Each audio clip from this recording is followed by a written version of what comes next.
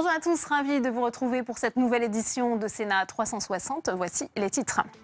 Emmanuel Macron lance sa révolution agricole à l'occasion des États généraux de l'alimentation. Le chef de l'État dévoile son plan pour permettre aux agriculteurs de vivre de leur production et de toucher une juste rémunération. Mais avec quelle contrepartie? Le débat est à suivre.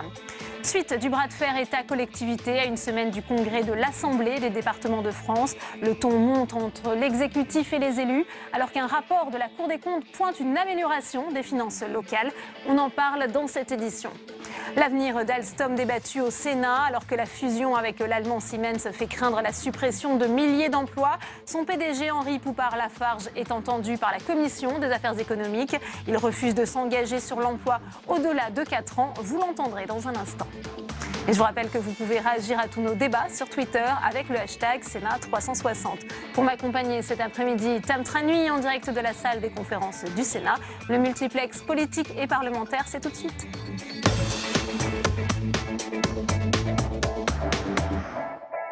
Mais avant de développer tous ces titres, ils seront au moins 4 à s'affronter pour la présidence du Parti Les Républicains. Ils avaient jusqu'à aujourd'hui pour rassembler les précieux parrainages de parlementaires et de militants. Samia Dechir avec Yann Kersia. Ils ont jusqu'à 20h ce soir pour déposer leur candidature. Pour se lancer dans la course à la présidence des Républicains, les candidats doivent être parrainés par 2347 adhérents et 13 parlementaires. Grand favori, Laurent Wauquiez a rassemblé bien plus de parrainages que nécessaire. On a plus de 20 500 parrainages de militants, ce qui est vraiment très au-delà de nos espérances. Sur les parlementaires, on s'attendait à avoir à peu près 70 soutiens de parlementaires. On a eu plus de 135 soutiens, avec des profils très différents. La tâche a été plus compliquée pour les autres candidats, mais Florence Portelli sera bien sur la ligne de départ. L'ancienne porte-parole de François Fillon a déposé son dossier de candidature ce matin. Le député Daniel Fasquelle dit avoir rassemblé assez de parrainages. Il devrait déposer son dossier en fin d'après-midi, tout comme le jupéiste Maël de Calan. Julien Aubert, en revanche, ne sera pas candidat. Il avait obtenu assez de parrainages de parlementaires, comme celui du sénateur Alain Milon. Mais le député du Vaucluse, encore peu connu, n'a pas réussi à rassembler assez d'adhérents. Je ne regrette pas. Tout le monde a accepté le règlement qui a été mis en place il y a quelques années en arrière pour l'élection du président des Républicains. Je pense qu'au contraire, ça incitera ceux qui veulent devenir président à avoir par la suite une notoriété nationale nécessaire. Il devrait donc y avoir 4 candidats au total, dans une élection qui semble déjà promise à Laurent Wauquiez. La haute autorité du parti a jusqu'au 26 octobre pour valider les dossiers de candidature. Et première réaction dans notre multiplex, celle de sénateur de la Haute-Savoie, sénateur Les Républicains, Cyril Pellevat. Il est à vos côtés, Tam Tranui. Oui, Cyril Pellevat, il devrait donc y avoir 4 candidats à la présidence des Républicains au final. Mais Laurent Wauquiez reste donc le grandissime favori. Oui, tout à fait. Laurent Wauquiez reste le grandissime favori. On l'a vu avec le dépôt des candidatures, des parrainages qu'il a fait tout à l'heure, avec une centaine de parlementaires, 20 000 adhérents. Par contre, je trouve que c'est bien, par rapport à la démocratie interne du parti, d'avoir plusieurs candidats. Et le nombre de 4 est relativement Cela aurait fait mauvais effet s'il avait été seul candidat, selon vous? Oui, bien évidemment. Je pense qu'il est important d'avoir toutes les sensibilités des Républicains qui puissent s'exprimer. Et le fait d'avoir 4 candidats sur la ligne de départ est plutôt une bonne chose pour notre démocratie interne. Est-ce que vous ne regrettez toutefois qu'il n'y ait qu'un seul ténor, finalement? À part lui, il y a effectivement Florence Portelli, Daniel Fasquelle, Maël de Calan. Écoutez, non, je ne regrette pas qu'il y ait qu'un seul ténor. Je pense qu'aujourd'hui, on a la chance d'avoir Laurent Wauquiez qui reste quelqu'un de jeune, même s'il a occupé de nombreuses fonctions et aujourd'hui il est toujours président de la région Rhône-Alpes-Auvergne. On a des nouvelles têtes qui émergent, donc c'est plutôt une bonne chose. Vous connaissez Laurent Wauquiez pour être également conseiller régional. Comment le considérez-vous? Beaucoup estiment dans le parti qu'il est aussi trop clivant, qu'il va trop voir sur sa droite. Écoutez, je pense que Laurent Wauquiez, aujourd'hui, on ne peut pas dire qu'il est trop clivant. Laurent Wauquiez a une ligne très claire sur une droite qui s'assume, sur une droite de valeur. On l'a vu au niveau de la région Rhône-Alpes-Auvergne. Quand il a été candidat au niveau des élections régionales, ça a été le premier à réussir à faire un consensus avec le MoDem, avec l'UDI et avec la société civile. Donc je pense qu'aujourd'hui, c'est quelqu'un qui arrive à fédérer et même très largement, et on voit ce qu'il fait au niveau de la région. Vous pensez que ce qu'il a fait au niveau de la région, ce rassemblement, il va pouvoir le faire au niveau de l'ensemble du parti? On entend déjà des voix un peu divergentes au sein des LR. Bien évidemment. Après, ce qu'il faut regarder, c'est qu'il y a quand même de temps. Il y a un temps déjà pour gagner le parti, et après, vrai, il y a un temps pour travailler sur une coalition. Donc dans un premier temps, clairement, il faut avoir le parti et on a une valeur qui est très à droite. Et aujourd'hui, je pense que c'est ce qu'il y a besoin, c'est de s'assumer nos vraies valeurs au niveau du parti Les Républicains, chose qui manquait jusqu'à maintenant. C'est donc votre candidat, Cyril Pellevat. Quelles sont les qualités pour vous qu'il faut avoir pour être président des Républicains ? Aujourd'hui, il faut avoir les qualités de rassembleur, il faut avoir les qualités de leader et d'avoir des vraies expertises. Et je pense qu'il l'a démontré, on l'a vu par son travail parlementaire, par son travail à la tête de la région et par rapport aux responsabilités qu'il a eues au niveau du parti. Je pense que c'est quelqu'un qui peut amener Botou, qui a la niaque et qui sait ce qu'il veut. Et aujourd'hui, on a besoin d'avoir ce positionnement, d'avoir une ligne très claire et un rassemblement avec l'ensemble des composantes des partis du centre droit, de la droite. Merci beaucoup Cyril Pellevat d'avoir répondu à mes questions. Merci à vous, Tam, pour cette première réaction. Le préfet du Rhône a-t-il servi de fusible? Il vient d'être limogé après l'attaque au couteau au gare Saint-Charles à Marseille. Henri-Michel Comet a été écarté par le ministre de l'Intérieur. Je vous propose d'écouter les explications de Christophe Castaner, le porte-parole du gouvernement, qui justifie cette décision. On l'écoute. Il ne s'agit pas d'un acte d'autorité, je dirais d'abord c'est un acte qui ne résulte pas d'un coup à un moment donné, mais d'une méthode. La méthode, c'est quand on constate un dysfonctionnement, on provoque une enquête immédiate. L'inspection générale de l'administration a eu 1 semaine pour produire ces enquêtes. Et donc, c'est sous la responsabilité du ministre de l'Intérieur que cette décision a été prise, mais évidemment, elle a été prise en lien avec le Premier ministre et le Président de la République. On n'inscrit pas à l'ordre du jour, surtout dans un contexte de cette gravité-là, un sujet de ce type-là, sans qu'effectivement, et le Premier ministre et le Président de la République y soient associés. Mais il s'agit nullement d'un acte d'autorité. L'acte d'autorité aurait été nécessaire s'il y avait eu une faute individuelle. Et je le redis, il n'y a pas de faute individuelle. Il y a un dysfonctionnement global qui a abouti à une situation extrêmement grave sur laquelle il fallait tirer les enseignements. Je vous le disais en titre, à une semaine du congrès de l'Assemblée des départements de France, les discussions sont toujours aussi tendues entre les collectivités territoriales et l'exécutif sur fond de baisse des dotations. Explication Jérôme Rabier.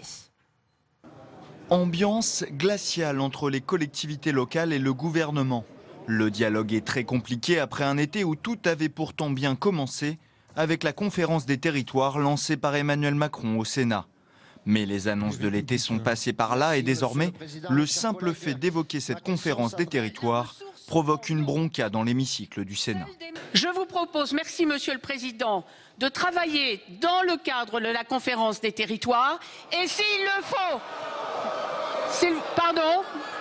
Conscient d'être en terrain miné après que les régions aient claqué la porte des discussions, le Premier ministre propose un contrat de confiance aux collectivités. Fini le rabot sur les dotations, place à la concertation.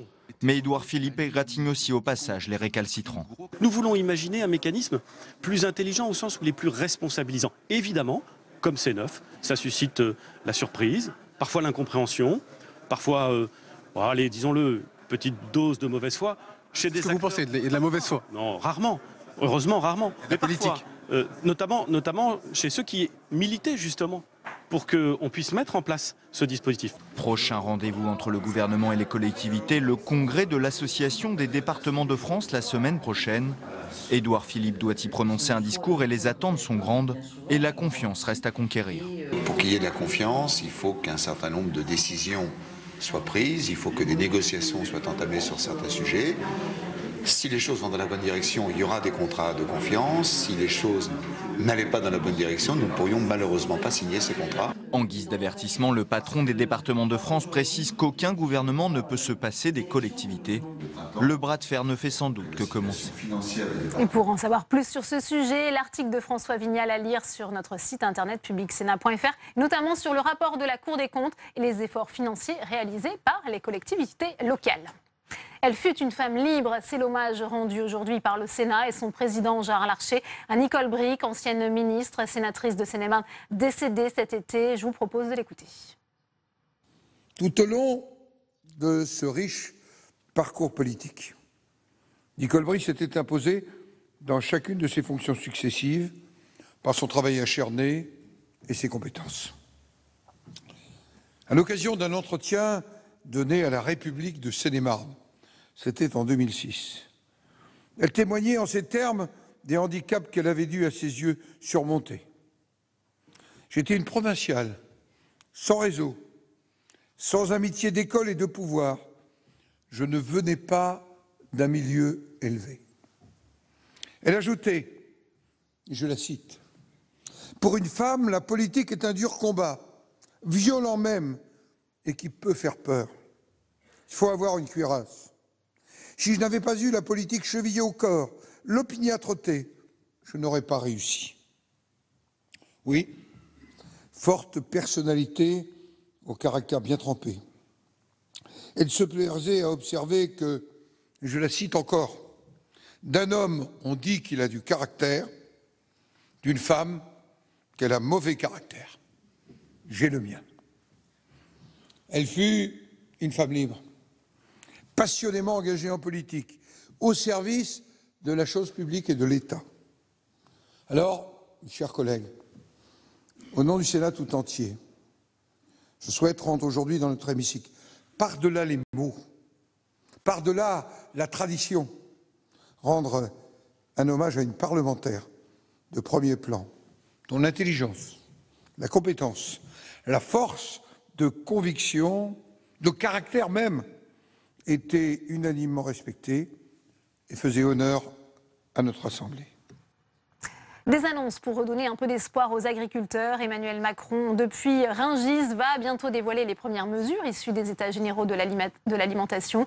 Objectif, mettre un terme à la paupérisation des agriculteurs dont les revenus sont en chute libre. Pourtant, il existe des moyens pour mieux les rémunérer. Voyez ce reportage de Cécile Sixou.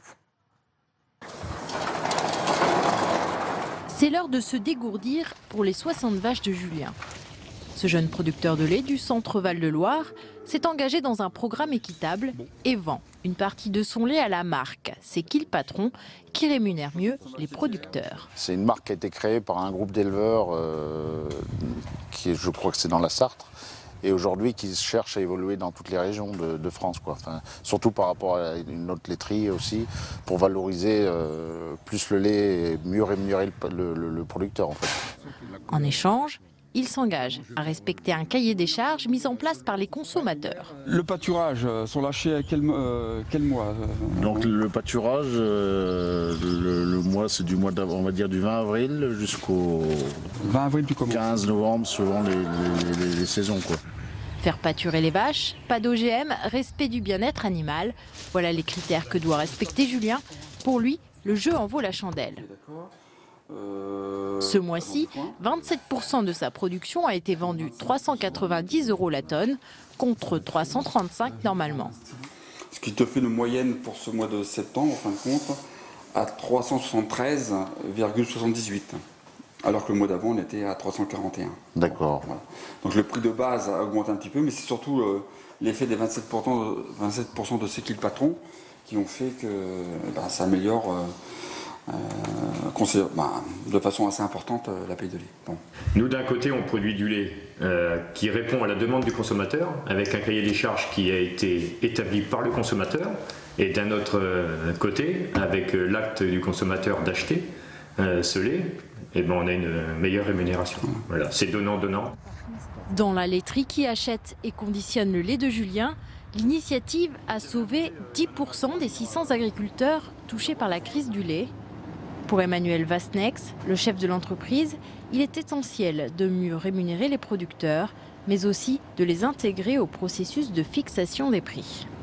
Qu'aujourd'hui, à peu près 80% du lait que l'on produit sur nos exploitations est un lait qui est donc signé en tripartite avec nos clients. Ça veut dire que lors des négociations, quand on va voir des groupes comme Carrefour, comme Leclerc, comme Auchan, on a les producteurs qui sont avec nous. Donc ça crée une relation qui est complètement différente. D'abord une relation de transparence et de sincérité, et puis également une relation où finalement on parle du prix, mais on dit qu'est-ce qu'on va faire avec ce produit-là? Comment est-ce qu'on va le valoriser? Comment est-ce qu'on va faire comprendre effectivement aux consommateurs qu'il y a quelque chose de différent? Redonner le pouvoir aux consommateurs tout en revalorisant les producteurs. L'initiative plaît. En 10 mois, 18 millions de litres de lait ont été vendus. Et la brique fait des petits. Un jus de pomme, un beurre sont déjà en vente et une multitude de produits sont en préparation. Et on reviendra sur les annonces d'Emmanuel Macron à Rungis dans notre débat à 17h30. Des salariés de la filiale General Electric Hydro Alstom devant le Sénat pour manifester contre la décision de vendre le groupe à Siemens. Ils redoutent des suppressions d'emplois massives alors que le PDG d'Alstom, Henri Poupart-Lafarge, était auditionné au Sénat. Sandra Cerquera. Venus exprès de Grenoble pour être là au moment où leur PDG Henri Poupart-Lafarge est auditionné au Sénat. Une trentaine de salariés du site de production de General Electric Alstom décidés à rompre le silence sur ce qu'ils appellent un plan social. Annoncé en juillet, la suppression de près de la moitié des 800 postes reste incompréhensible pour eux. On n'est pas assez rentable.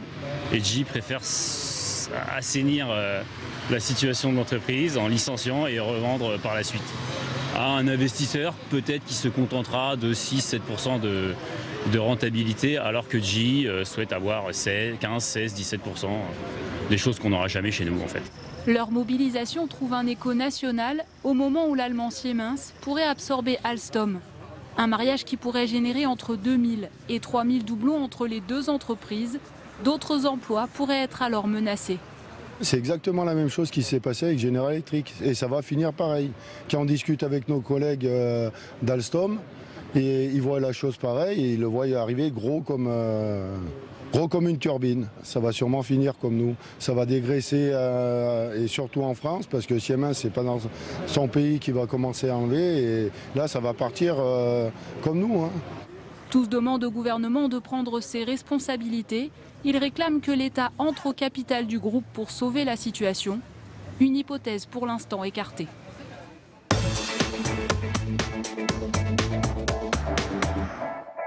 Et on ouvre tout de suite le premier débat de Sénat 360 avec mes invités sur ce plateau. François Patria, bonjour. Bonjour. Vous êtes le président du groupe La République En Marche ici au Sénat, sénateur de la Côte d'Or. Merci d'être avec nous. Guillaume Gontard est également sur ce plateau. Bonjour, vous êtes sénateur communiste de l'Isère. Vous vous êtes engagé aux côtés des salariés à Grenoble. Et ce matin, au Sénat, on va bien sûr parler de leur situation dans ce débat. Cédric Perrin est également avec nous. Bonjour, vous êtes sénateur Les Républicains du territoire de Belfort. Et Martial Bourquin, sénateur socialiste du Doubs. Merci. L'audition du PDG d'Alstom vient de se terminer au Sénat. Vous y avez assisté.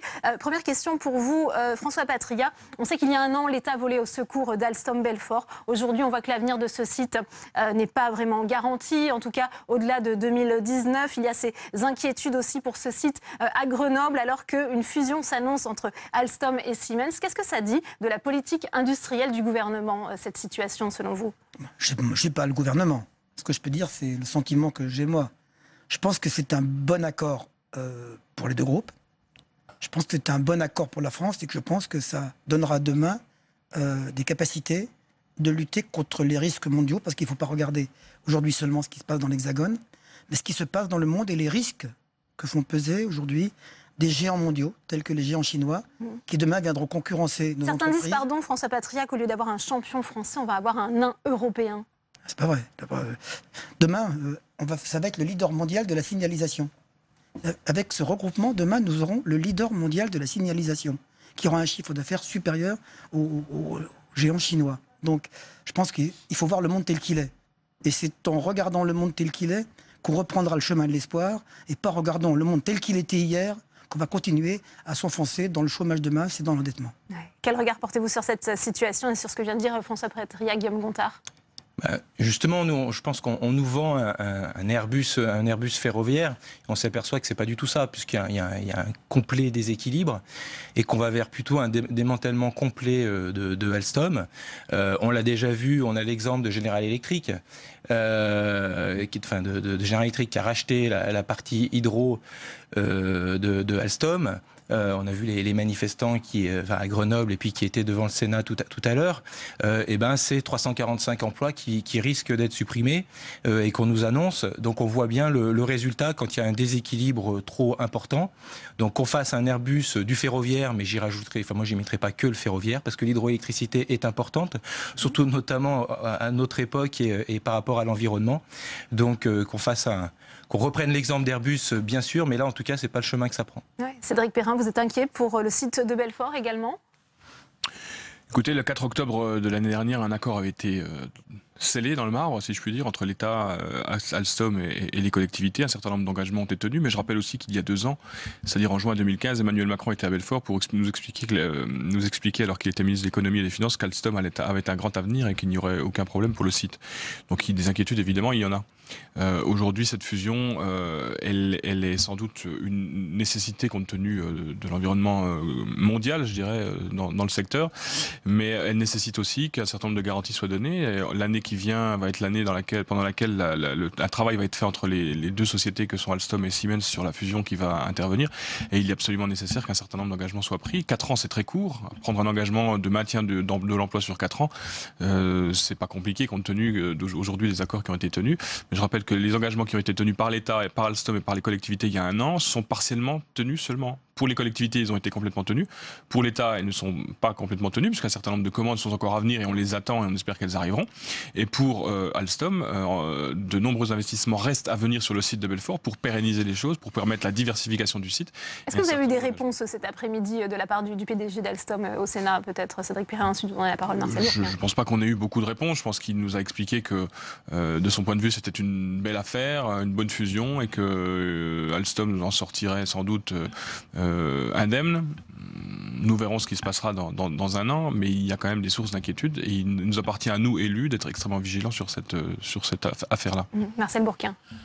Oui, je pense que l'audition de tout à l'heure confirme nos craintes. On lui parlait stratégie industrielle, M. Beaupart-Lafarge nous parlait de technique. C'était assez impressionnant, presque surréaliste. Et le vrai problème qu'il y a aujourd'hui, c'est qu'avant le 17 octobre, au soir, on achète ou pas, le gouvernement français, les actions Bouygues. Si on les achète, on a un droit de regard sur tout ce qui va se passer.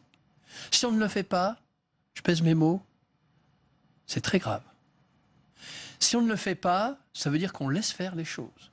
Siemens va être majoritaire. Et qu'est-ce que nous a donné tout à l'heure comme garantie M. Beaupart-Lafarge?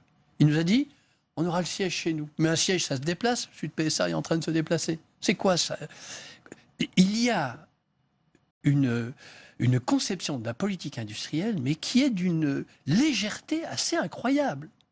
Et donc, le gouvernement, il lui reste encore quelques jours, doit acheter ses actions. Et si on veut mettre un grand groupe européen en place, c'est 2 entreprises, Siemens avec Alstom, 2 États, l'État allemand, l'État français, et ensuite on fait ce grand groupe européen comme dans l'aviation. C'est pas du tout ce qui est à l'ordre du jour. Pour l'instant, c'est l'absorption pure et simple d'Alstom par Siemens. Et donc, inquiétude sur les groupes. Vous avez vu ce qui s'est passé il y a quelques mois sur l'achat par General Electric. On disait qu'il y aurait 1000 emplois créés. Aujourd'hui, l'entreprise est en grève parce que sur les 800... 345 sur 800. 345 sont supprimés. On apprend qu'un hedge fund américain est en train d'acheter General Electric et qui veut uniquement de la rentabilité financière. On apprend aussi que ces turbines peuvent être fabriquées en Chine. C'est quoi? Une politique industrielle, ça se mène avec une volonté. Avec une volonté de dire, on produit, on a une vision européenne, mais on fait en sorte que nos territoires et nos sites, notamment Alstom, mais d'autres, Ornan, soient garantis. Au bout de 4 ans, c'est rien. 4 ans, c'est le temps de la restructuration. Ça veut dire qu'il n'y a aucune garantie, à part le siège. Alors, François Patria, on voit que les socialistes et les communistes réclament effectivement cette entrée de l'État au capital. Est-ce que vous y êtes favorable justement pour avoir un droit de regard, ce que nous explique Marcel Bourquin? D'abord, je laisse à mes amis le soin d'être pour l'économie administrée. Moi, ce n'est pas le schéma que je demande. On a vu que l'économie administrée a donné des résultats catastrophiques par ailleurs. Il souhaite les continuer aujourd'hui. Bien. Les garanties. Moi, je n'ai pas entendu la même chose. J'ai écouté, mais je n'étais pas à la commission, ce qu'a dit le directeur aujourd'hui d'Alstom. Parce que moi, je suis aussi inquiet sur la situation d'Alstom. Parce qu'en Bourgogne, Franche-Comté, où habite M. Bourquin comme moi, il y a aussi le Creusot, qui est un grand kit d'Alstom, qui a inventé les bogies, vous savez, les plus performants du monde. Donc, je crois que c'est un accord qui est équilibré aujourd'hui, avec 7,5 milliards, 7,5 milliards. Il y a des engagements de prix sur les emplois. Pour ce qui est General Electric, d'abord, l'État sera exigeant sur le fait que si les emplois ne sont pas créés, il y aura des indemnités à payer par General Electric. En second lieu, General Electric a des sites sur lesquels aujourd'hui il entend fermer. Il y a des sites sur lesquels il entend se développer, notamment à Belfort, notamment en Normandie par ailleurs, où il va créer de l'emploi par ailleurs à côté. Alors je ne suis pas sûr que le gouvernement écoutera Martial Bourquin par ailleurs. Ce que je sais, c'est que si le gouvernement entrait, il n'aurait de droit de regard, rien, il ne pourrait peser sur rien. Et que si l'État doit mettre 2 ou 3 milliards, j'ai compris aussi ce que dit le gouvernement, il préfère les mettre dans l'achat de matériel pour pérenniser les sites plutôt que de le mettre dans un capital dormant en sleeping partner qui ne lui apporterait rien aujourd'hui. La panacée, et en plus, je réponds à Martial, mais par ailleurs, j'apprécie beaucoup par ailleurs, que demain, si l'État entrait au capital comme il le fait, l'accord ne se ferait pas. C'est clair. Alors Marcel Bourquin, pour être très clair, l'économie administrée, parce qu'on prendrait une prise de position dans le capital minoritaire. Tous les landers allemands ont des prises de participation dans les entreprises allemandes. C'est quoi cette affaire? C'est quoi cette présentation du monde nouveau comme la main invisible du marché qui doit tout régler? Prendre une prise de participation minoritaire dans un groupe, c'est pour s'assurer, et voire même, on pourrait demander à l'État allemand de faire la même chose que nous, pour qu'on fasse comme on a fait avec EADS. Est-ce qu'EADS ne marche pas bien? Ça marche bien, EADS. Pourquoi ne pas faire la même chose avec le ferroviaire? Attention, avec le ferroviaire, il y a une différence. C'est que les restructurations en nombre de sites peuvent coûter des milliers d'emplois et voire même des sites industriels. Je le dis, si M. Le Maire ne prend pas cette décision avec le Président de la République, ils auront une responsabilité écrasante dans la situation. Et on vous a entendu hier, lors de la séance de questions d'actualité, interpeller le gouvernement. Guillaume Gontard. Et on saura s'en rappeler. Non, moi je voulais répondre. Bien sûr que peut-être que General Electric paiera des indemnités, mais c'est pas ça qui va changer les choses. Enfin, je veux dire, il y a 345 personnes, hommes et femmes, qui sont derrière, sont des emplois. Bah voilà. Donc c'est pas avec des indemnités qu'on va régler les choses. Et puis en plus, derrière tout ça, il y a, 100 ans quasi d'expérience, de savoir-faire français, de fleurons de l'industrie française qui risquent de disparaître, qui sont en train de disparaître, parce qu'elles sont dans les mains de General Electric, entreprise américaine, qui fait ce qu'elle veut actuellement. Donc on voit bien que c'est tout à fait le mauvais exemple. En tout cas, l'exemple qu'il ne faut pas suivre. Et on voit bien qu'on est en train de vendre le fleuron industriel français. Et ça, c'est vraiment dommageable, surtout sur une industrie de pointe, sur l'hydroélectricité. Ce que je disais tout à l'heure sur le développement durable, où on voit bien qu'il faut qu'on aille vers ça. Et à ce moment-là, on déciderait de tout bazarder. Donc je pense que là, il y a un vrai problème. Et il y a, sur la vision économique de Emmanuel Macron, qui n'est pas du tout en phase avec, en tout cas, ce qu'il peut afficher en matière écologique. Et moi, je serais aussi pour interpeller d'ailleurs Nicolas Hulot à ce sujet-là, parce que je pense que ça le concerne. Qu'est-ce qu'il pense du fait qu'on puisse brader une entreprise comme ça, qui risque de nous servir de manière importante dans les années à venir? Vous avez ce sentiment-là, Cédric Perrin, que cette entreprise est bradée aujourd'hui? Écoutez, c'est pas celui qui a soutenu Nicolas Sarkozy lorsqu'il était ministre de l'économie et des finances et qui a alors pris 800 millions d'euros, qui a investi 800 millions d'euros dans le capital d'Alstom et qui a sauvé Alstom en 2004, qui vous dira que ça serait une affreuse erreur que de participer au capital d'Alstom aujourd'hui. Ceci étant, moi ce que je pense fondamentalement, c'est qu'aujourd'hui on a besoin d'une véritable politique industrielle. On peut mettre de l'argent, être minoritaire dans une entreprise et évidemment avoir un droit de regard qui peut être important dans l'avenir. Mais ce qui est important aujourd'hui, c'est de savoir qui va commander. Henri Popard-Lafarge disait tout à l'heure fort justement, et je l'avais dit l'an dernier dans de nombreux débats, qu'aujourd'hui aucun particulier n'achète des trains. Ceux qui achètent des trains, ce sont les États, ce sont les organismes. La commande publique. La commande publique. Aujourd'hui, un certain nombre de commandes publiques, si elles étaient officialisées, pourraient largement permettre à Alstom, notamment Belfort, puisque je suis issu de ce secteur-là, d'obtenir de la charge de travail et de pouvoir arriver jusqu'au TGV du futur. Parce que ce qu'on oublie de dire quand même aujourd'hui, c'est que tout cela est fait, tous ces accords qui ont été faits en octobre 2004, en 2016, ont été faits pour justement arriver au moment où on aura à fabriquer le TGV du futur, dont on espère qu'il sera fait par Alstom, et notamment en partie pour les locomotives à Belfort. Voilà, et donc la charge de travail, elle est nécessaire. Donc la politique industrielle, ça veut dire aussi de prévoir les choses. Et aujourd'hui, dans ce pays, que ce soit pour le ferroviaire, pour le maritime, pour le fret ou autre, il n'y a plus de politique industrielle. Donc ce qu'il faut, c'est qu'on ait une vision des choses, mais une vision à long terme et pas une vision court-termitermiste. En quoi l'émergence d'un géant européen du transport, et pas un nain comme je l'entends, parce que la fusion des deux, ça devient un géant, capable de lutter contre nos propres concurrents demain, qui en Asie feront le TGV du futur, peut-il être une menace pour notre industrie aujourd'hui? La stratégie industrielle d'Emmanuel Macron, j'entends critique par ailleurs, je les écoute, enfin, c'est de dire aujourd'hui, c'est dans le cadre européen que nous pourrons créer les géants de demain qui lutteront contre ceux qui viennent des États-Unis ou ceux qui viennent de l'Asie.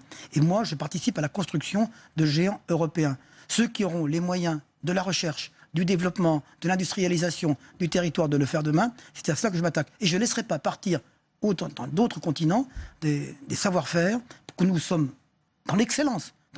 Mais quand je vois que, je suis aussi bourguignon, je le disais à l'instant, quand je vois que Seb, en Bourgogne, a racheté le leader mondial d'électroménager dans la cafetière hier pour 1,6 milliard et qu'il devient aujourd'hui un géant dans le domaine et que ça réussit, quand Seb achète un Allemand, personne ne dit rien. Quand aujourd'hui, Siemens n'achète pas, c'est une fusion à capital égal autour de 7,5 milliards qui va permettre d'être un géant de l'industrie. Je ne vois pas en quoi il y a une menace. On peut, vous savez, moi l'année dernière, quand je venais ici sur votre plateau, j'avais en face de moi 2 personnes qui me citaient à longueur de journée Whirlpool.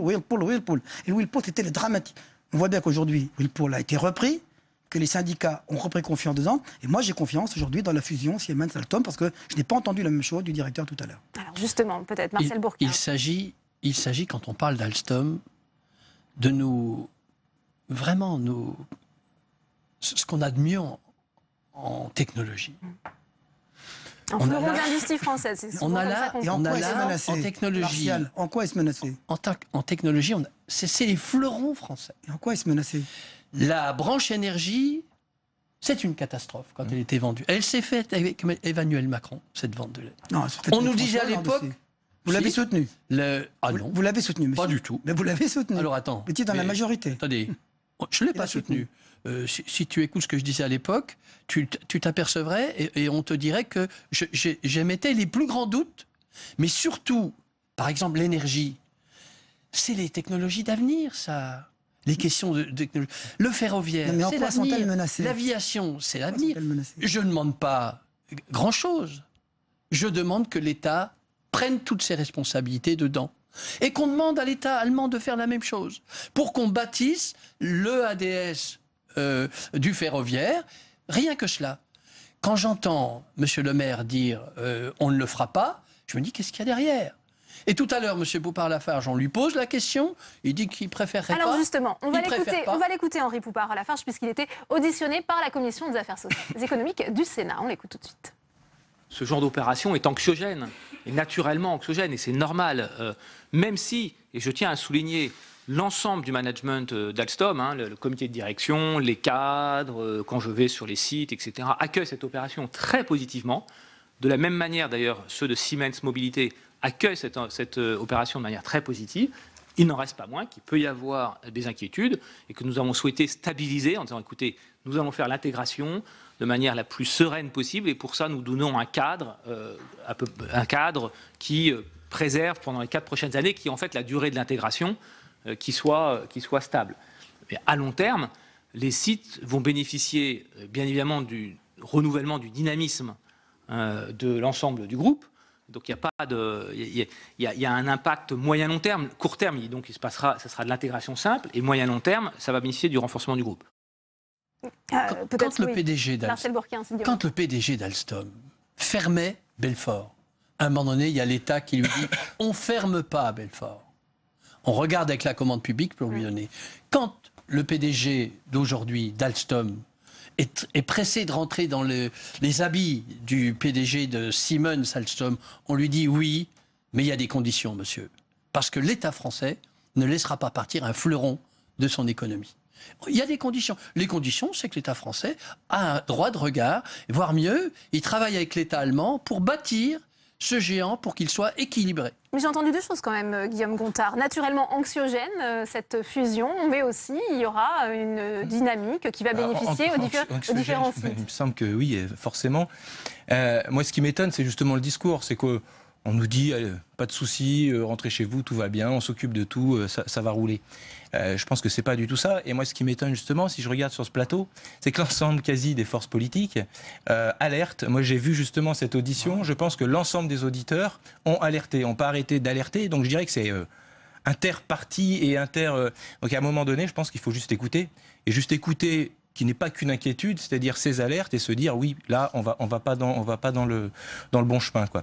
Donc je pense que ça me paraît plus qu'important. Peut-être ça. Non, mais je pense que le meilleur moyen de voir disparaître le fleuron Alstom, c'est de rester en l'état. De dire voilà, c'est bien. Aujourd'hui, on a le joyau, on a une pépite, elle marche bien. On sait bien les difficultés qu'elle a eues l'année dernière. Il y a 2 ans, il a fallu des commandes publiques aujourd'hui. Et l'État dit aujourd'hui qu'il préfère s'engager, plutôt que de rentrer au capital et d'un sleeping partner, de s'engager dans des commandes pour demain. On sait bien les difficultés qu'a connues Alstom par ailleurs. Moi, je les ai connues en Bourgogne, je vous le dis. Et je sais que rester en l'état et ne pas accepter cette opportunité demain, c'est sans doute mettre à mal Alstom pour l'avenir. Ça, c'est vrai. Ça, s'il y a des gens qui tiennent à ce que Alstom disparaisse demain, parce que c'est pas parce que l'État entrera au capital que ça changera. Et si demain la fusion ne se fait pas, alors nous serons dans un grand désarroi face aux géants mondiaux. Cédric Perrin, pardon. Je ne peux pas. Je souscris à ce qui est dit. Aujourd'hui, je ne veux pas porter de jugement hâtif sur cette fusion, dont je considère effectivement que sans doute pour se battre contre des géants qui deviennent de plus en plus omnipotents comme son CRRC en Chine et autres, il faut avoir une puissance industrielle qui soit importante. Aujourd'hui, la fabrication de trains est quelque chose qui est pas forcément facilement délocalisable. C'est quelque chose qui, si les trains sont fabriqués pour l'Europe, on était lundi à Belfort sur une cérémonie un peu particulière qui a réuni un certain nombre d'intervenants et notamment l'ambassadeur d'Azerbaïdjan et le président du réseau ferré d'Azerbaïdjan qui venaient prendre possession de la première locomotive de fret qu'ils avaient commandée. Voilà. Ça, ce sont des exemples. Aujourd'hui, au niveau européen, on a la possibilité d'avoir des commandes qui permettront d'avoir de la charge de travail sur nos entreprises et donc l'État français doit jouer son rôle et donc participer à cette commande publique pour fournir nos entreprises. En revanche, ce qui est important, c'est qu'au niveau mondial, pour pouvoir fabriquer des trains, et compte tenu de la difficulté qu'on a à les transporter, on voit bien ce qui se passe en Inde, ce qui se passe dans d'autres pays, on est obligé de fabriquer sur place. Donc ce qu'il faut qu'on garde ici sur nos territoires, c'est évidemment tout ce qui va nous permettre d'être compétitifs, inventifs, toute l'expertise, toute l'ingénierie, etc. sont des points importants. Donc moi, c'est vraiment des sujets sur lesquels on souhaite être très attentifs. Ce sont les questions que j'ai posées au président Poupart-Lafarge tout à l'heure. Mais j'insiste parce que là, ici, on est tous autour de la table concernés par des sites, que ce soit GE ou moi j'ai aussi GE à Belfort et avec sans doute peut-être aussi des choses à dire, mais on a tous des sites industriels qui nécessitent d'être chargés en travail et pour charger ces sites en travail, il faut que l'État, puisque c'est lui qui a la commande publique, eh bien, participe largement à mettre en œuvre cette commande. Et si vous me demandez si je préfère qu'on mette 1 milliard d'euros dans une participation au capital d'Alstom ou si je préfère qu'on mette 1 milliard d'euros dans la commande de trains, je vous dirais que je préférerais qu'on commande des trains et qu'on donne de la charge de travail à Alstom. Marcel Bourquin. Alors, moi j'ai connu, il y a quelques années, une situation extrêmement difficile avec le groupe PSA. Et à l'époque, Pierre Moscovici, ministre de l'économie et des finances, a trouvé, avec un investisseur chinois, mais aussi avec une prise de participation de l'État, un capital qui a permis de relever et de sauver le groupe PSA. Il faudra un jour ou l'autre qu'on se dise que l'État stratège en industrie est indispensable. Est-ce que vous pensez un seul instant que les Allemands avec leur Lander se désintéressent et laissent faire le marché comme cela? Bien sûr que non. Une politique industrielle, c'est de la volonté, mais c'est aussi des moyens. Et qui est contre le géant européen? Personne. C'est la façon où il se fait, la façon dont il se constitue, parce que Siemens sera majoritaire et parce que l'État français ne prend pas une occasion qui est jusqu'au 17 octobre. C'est un échec de l'État stratège, c'est ce que vous dites, Guillaume Gontard. Il n'y a pas d'État stratège, il n'y a pas de politique industrielle d'Emmanuel Macron, c'est ça. Je voulais répondre aussi sur du coup la commande publique, mais si je prends encore l'exemple de General Electric, c'est pas une question de commande, parce que des commandes, il y en a. Au contraire, on est sur quelque chose vraiment de pointe. Et donc, ce problème-là ne se pose pas. Et pourtant, pour des raisons, je dirais, que j'ignore, enfin en tout cas que je devine, on supprime un site avec toute l'expérience qui va avec. Et quand vous demandiez tout à l'heure comment justement cet accord va faire pour démanteler l'industrie française, voilà, c'est un bon exemple. C'est-à-dire qu'on balaye tout un savoir-faire, parce que quand on balaye des salariés qui ont une vraie technicité, on balaye aussi tout un savoir-faire. Je rajouterai aussi que sur le site de Grenoble, il y a une partie qui agit sur l'armement et la défense. Donc ça, pareil, est-ce qu'on accepterait que cette partie-là, on s'en occupe plus et puis que ça parte dans les mains américaines. Donc je pense qu'il y a vraiment de grandes questions à se poser sur cet accord. Cédric Perrin, non, je voulais rebondir sur ce que disait Martial Bourquin à l'instant, parce que je crois qu'il ne faut pas être fataliste non plus. Si vous... moi j'étais étudiant il y a une quinzaine d'années et je lisais beaucoup de bons livres d'économistes qui nous expliquaient qu'à 15 ans, on n'aurait plus de fabricants d'automobiles en France. Voilà. Aujourd'hui, on se rend compte de quoi? Que ce sont les fabricants automobiles, enfin Peugeot et Renault principalement, qui finalement absorbent. Ils viennent d'acheter Opel. Il y a des partenariats qui sont faits avec des étrangers qui sont parfaitement intéressants. Donc je crois qu'il ne faut pas être fataliste et il faut avoir une vision de ce qu'on veut que devienne l'industrie. Et aujourd'hui, dans ce pays, je crois qu'on est tous autour de la table de représentants de différents partis et je crois que personne n'a la possibilité aujourd'hui de dire que son parti aurait eu, dans les années qui nous précède, une politique industrielle intéressante. Et je crois qu'aujourd'hui, il faut qu'on ait une vraie politique industrielle. Je l'ai dit 10 fois aujourd'hui, mais je pense que c'est ce qui est absolument capital. Et on a tous à balayer devant notre porte en la matière. Est-ce que cette fusion avec Siemens peut se faire sans suppression de postes, d'emplois, François Patria? Je peux comprendre qu'ils étaient complémentaires et qu'ils allaient développer des activités pour être à la hauteur de leaders mondiaux. Donc moi, il faudrait qu'on m'explique, parce qu'on me dit qu'il y a des craintes, il y a des inquiétudes. J'entends bien. Toute action économique, toute fusion peut susciter des inquiétudes. Mais moi, on ne m'a toujours pas expliqué quelles étaient les menaces qui pesaient sur Alstom le jour où il y aura une fusion avec Siemens, avec son siège en France, avec l'accord aujourd'hui des cadres, avec le de l'établissement, qui comprennent aujourd'hui qu'il y a un intérêt à le faire entre eux. Dire que Emmanuel Macron n'a pas de stratégie industrielle, on peut faire de l'anti-Macron primaire, je comprends. Moi, ce que je souhaite, c'est la réussite de ce pays. Je ne me pose pas la question de savoir si Emmanuel Macron doit échouer. Moi, ce que je veux, c'est qu'il réussisse. Et je pense que connaissant l'entourage qu'il a autour de lui aujourd'hui, je pense qu'il a une vraie vision industrielle, mondiale, et qu'il en tire les conséquences dans les choix qu'il fait aujourd'hui. Ouais. Marcel Bourquin. Il a une vision très marché, mais uniquement marché. Et une politique social-démocrate, ça se mène avec un État stratège et avec des entreprises. Et surtout, il faut avoir la volonté de garder nos sites industriels. Je vous donne un exemple. Rapidement. La partie Lyon-Turin n'a pas été confirmée par l'État. C'est-à-dire qu'aujourd'hui, la baisse il va y avoir un trou encore dans les commandes d'Alstom-Belfort, et Alstom-Belfort peut avoir les mêmes problèmes. 12 motrices. C'est ça. D'où les motrices TGV. Donc, sur ces questions-là, on n'a rien. On est en demande, j'ai écrit, tu as certainement écrit sur ces questions, on n'a rien. Et donnez-nous des assurances, parce que c'est le premier site Alstom, le site historique, et le site qui a une recherche-développement de grande qualité. On n'a rien. Dites donc, comme politique industrielle, il y a mieux, il y a mieux comme politique industrielle. Si vous avez rien comme visibilité, Alstom restant seul ici, ça ira mieux? Ça ira mieux? Qu'est-ce qu'il y a? Alstom restant tout seul en France, ça ira mieux? Mais qui a dit qu'elle devait rester seule? On trouve anormal que Siemens quasiment absorbe Alstom. Absorbe pas. Et on voudrait qu'il y ait un EADS du ferroviaire avec les deux États et à égalité. On aura l'occasion d'en reparler. Merci à tous les quatre d'être venus sur ce plateau pour en débattre. On va retrouver Tam Trinh en direct de la salle des conférences avec la nouvelle présidente de la Commission des affaires économiques du Sénat, c'est la sénatrice LR Sophie Primas, pour une réaction justement à cette audition du PDG d'Alstom. Oui, effectivement, Sophie Primas, vous avez tout à l'heure donc présidé cette audition d'Henri Poupart-Lafarge.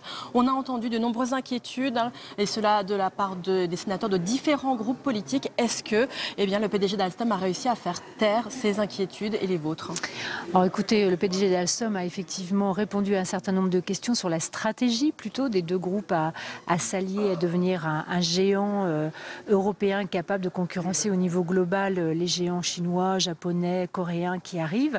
Il n'a pas réussi, je pense, à apaiser les inquiétudes et répondu à l'ensemble des questions sur les sites industriels français les emplois qui peuvent être et sur les emplois qui pourraient être menacés effectivement en France. Oui, effectivement, on a entendu toutes ces inquiétudes. Vous les partagez? Il y a eu de nombreuses angoisses.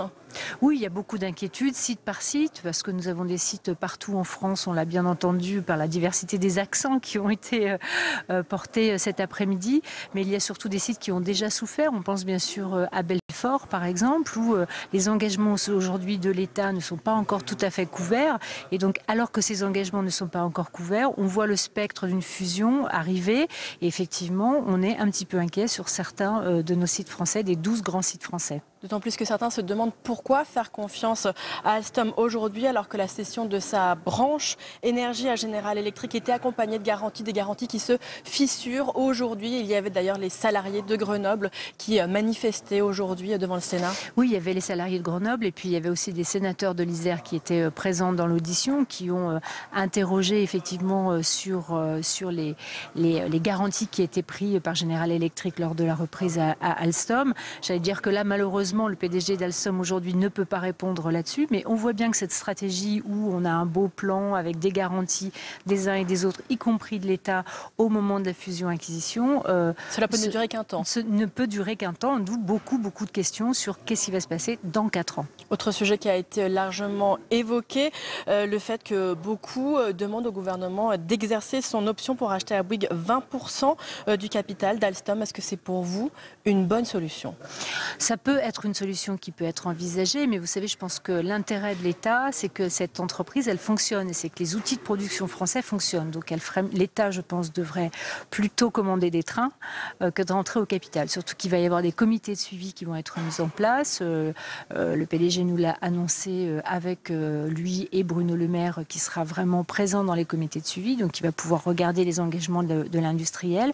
Moi, je pense que l'État, déjà, devrait commander des trains, peut-être davantage que rentrer au capital. Vous demandez une réelle politique industrielle de la part de l'État? Bien sûr, et des engagements qui soient des engagements fermes, qu'on n'achète pas des rames de TGV pour les mettre sur des rails de RER.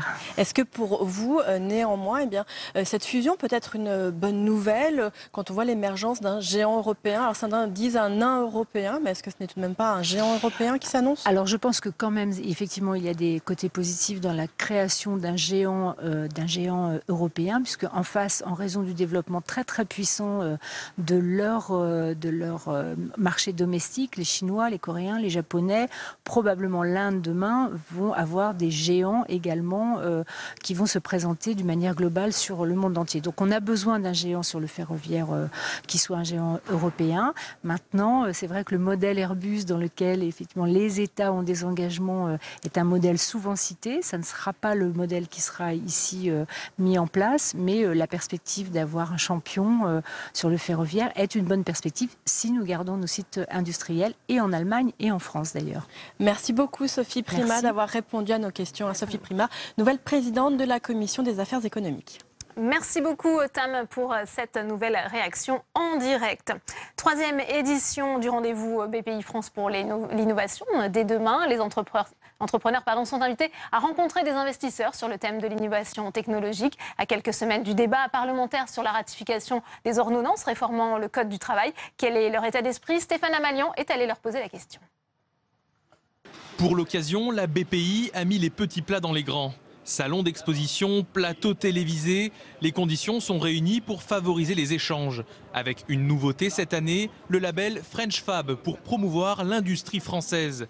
Erwan Koatanea, patron d'une PME, a d'ailleurs décidé de créer une version 3D du logo pour participer au dynamisme de l'entrepreneuriat français. J'ai eu le choix, lorsque j'ai fait une nouvelle usine, de me poser la question de savoir si je restais ici ou pas. La question, je ne me suis pas posée longtemps. On est bien ici. Il n'y a aucune raison pour moi de partir ailleurs. Il y a effectivement des réglementations qui pourraient être plus simples, des choses qui pourraient être assouplies. Mais à un moment donné, il faut prendre chaque contrainte comme une opportunité et avancer. Un patron optimiste car poussé par les institutions françaises, la BPI aide à la création et au développement des entreprises, comme pour Charline qui a pu lever 2 millions d'euros pour sa start-up. L'entrepreneuriat le vent en poupe depuis déjà quelques années. Effectivement, l'arrivée d'Emmanuel Macron, je pense, conforte cette idée et encourage l'entrepreneuriat. Et en fait, au-delà de juste monter sa société, avoir un mindset entrepreneur, c'est aussi interagir avec tout l'écosystème qui est autour de nous. C'est pas seulement monter une société, mais c'est aussi être conscient de notre impact et notre responsabilité dans la société.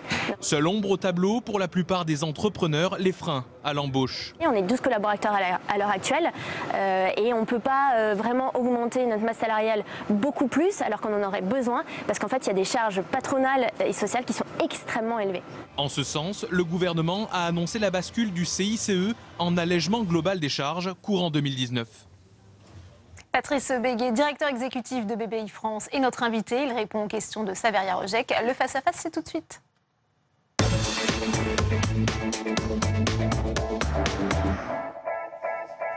Bonjour Patrice Béguet. Bonjour. Alors demain, c'est la 3e édition de ce que vous présentez comme le plus grand rassemblement d'entrepreneurs d'Europe, le stand-up des entrepreneurs. Ça veut dire quoi, le stand-up des entrepreneurs? C'est très simple. BPI France InnoGénération, c'est en fait le rassemblement entre les startups, les TPE, les PME, les ETI et les grands groupes. En fait, on dit souvent qu'on a la niaque chez BPI France et on va un petit peu plus loin maintenant puisqu'on travaille sur le nouvel optimisme français. Demain, vous aurez 37 000 entrepreneurs qui viennent de tous les territoires pour échanger, pour catalyser leur business, pour se transformer, pour se réinventer. En fait, une grande mobilisation. Il y aura plus de 180 ateliers et conférences, 3000 rendez-vous one-to-one entre les acheteurs, les vendeurs, 60 campus pour se former à l'international, à l'innovation. Il y aura également des démonstrations avec 30 innovations venant de tous les territoires. Donc ça va être vraiment une occasion formidable pour présenter tous les produits, tous les services, et puis d'avoir ces experts internationaux, parce qu'on le voit aujourd'hui, les entreprises qui réussissent et qui vont 2 fois plus vite que les autres, c'est celles qui innovent et qui partent à l'international. Alors justement, la France de demain, c'est ces entrepreneurs-là qui vont la construire, ceux qui seront présents demain? Ah oui, complètement. En fait, c'est un grand rendez-vous de l'entrepreneuriat. C'est le fameux réseau social de l'entrepreneuriat que les Français attendaient. Donc c'est la transformation, la thématique de cette année, la transformation de tous les secteurs, de tous les métiers, de tous les territoires. J'insiste bien, on est la banque des territoires. Hein. Et puis de retrouver cette dimension d'amour de la France territoriale. En gros, de libérer les énergies. Alors, la BPI, elle va fêter ses 5 ans en décembre. Quelles sont ses missions? C'est précisément l'accompagnement, le financement des entreprises innovantes, c'est bien ça? Alors, il n'y a pas que les entreprises innovantes. Aujourd'hui, comme je vous le disais, on s'adresse aux startups, certes, mais également, on accélère pour que les TPE deviennent le plus vite possible et rapidement des PME, qu'elles deviennent elles-mêmes des ETI, ce qu'on appelle les entreprises de taille intermédiaire. Mais en même temps, que ça devienne aussi des grands groupes. Parce qu'on le voit, ce que nous recherchons et ce que nous avons développé d'ailleurs depuis la création de BPI France, c'est la croissance et c'est l'emploi pour ces entrepreneurs et ces entreprises.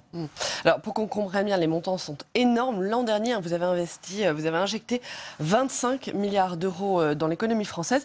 Qu'est-ce qu'il manque aujourd'hui à la France pour qu'elle devienne réellement la nation des startups, la Startup Nation que vante Emmanuel Macron? Alors, la Startup Nation, d'abord, la French Tech. Il y a beaucoup d'acronymes anglais. Hein. Oui. Et on est en France. On est dans le plus beau pays du monde. Et on a une chance. C'est quoi la Startup Nation, la nation des startups? Alors, il y a eu un véritable dynamisme au niveau des startups en France. C'est formidable. D'ailleurs, on le voit aujourd'hui. Ceux qui réussissent sont partis à l'international, ont appris beaucoup de choses. Mais quand on va dans les différents pays en tant qu'entrepreneur, les autres pays nous disent mais pourquoi vous venez chez nous? Parce que vous êtes dans le plus beau pays du monde. Alors, qu'est-ce qui s'est passé? D'ailleurs, la French Tech a été une formidable réussite. Aujourd'hui, on a lancé la French Fab. Plus précisément, Bruno Le Maire, le 2 octobre dernier, a lancé la French Fab. La French Fab, c'est quoi? C'est le nouveau nom, en fait, de la famille de l'industrie française, en France et à l'étranger. Il faut que vous sachiez que l'industrie, c'est 10% de notre PIB. C'est 870 milliards d'euros de chiffre d'affaires. 235 000 entreprises sur le territoire, plus de 2,7 millions d'emplois. Donc en fait, l'industrie, elle a sa place dans l'industrie du futur. On parlait en aparté d'un point très important, c'est le déficit du commerce extérieur. Moi, je vous le dis, très honnêtement, l'industrie... Les chiffres sont faramineux, 40 milliards d'euros. Mais oui, l'industrie est la seule solution au déficit du commerce extérieur. C'est la seule solution au déficit d'emploi, et en particulier des territoires et des jeunes. Donc justement, est-ce que vous allez financer des accélérateurs, des incubateurs de PME, comme vous l'avez fait pour les startups? Est-ce que vous allez faire ça pour l'industrie également?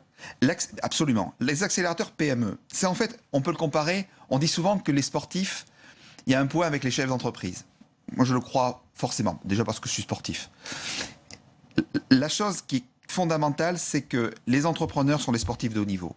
Et BPI France est un centre sportif avec formation, avec conseil, avec mise en réseau.